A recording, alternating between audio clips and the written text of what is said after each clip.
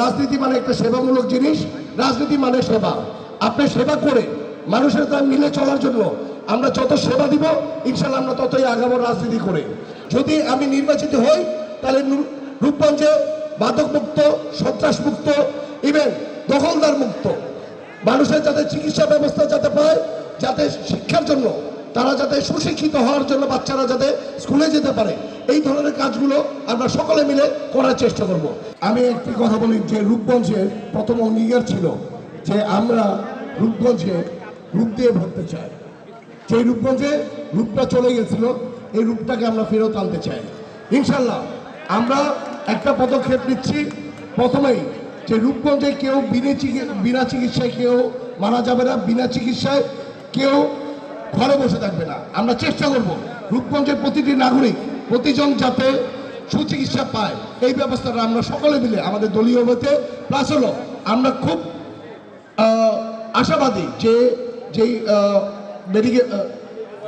বেসরকারি হসপিটালে যারা আছেন ওনারা আমাদেরকে যেভাবে করে সহযোগিতা করছে, এটার কারণে আমরা এই ধাপটা আগাতে পারছি। এই জন্য প্রথমে ওনাদেরকে অন্তঃস্থল থেকে আমরা ধন্যবাদ জানাই। আমরা একটি মডেল হিসেবে নিতে চাই যে বাংলাদেশের যে রূপগঞ্জের যে ঐতিহ্য ছিল, রূপগঞ্জের যেভাবে করে মানুষের সাথে মিশে থাকতে ছিল, ইনশাল্লাহ আমরা এটাকে আবার ফেরত নিয়ে আসবো।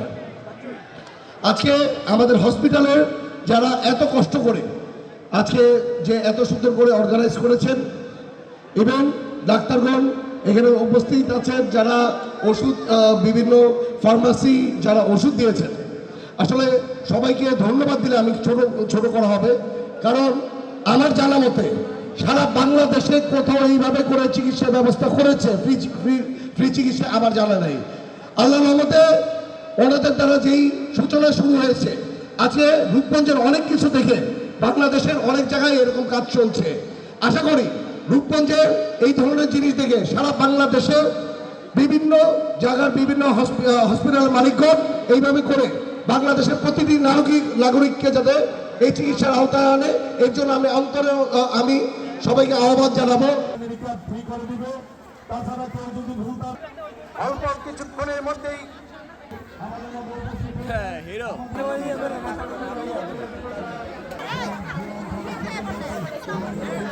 মাথা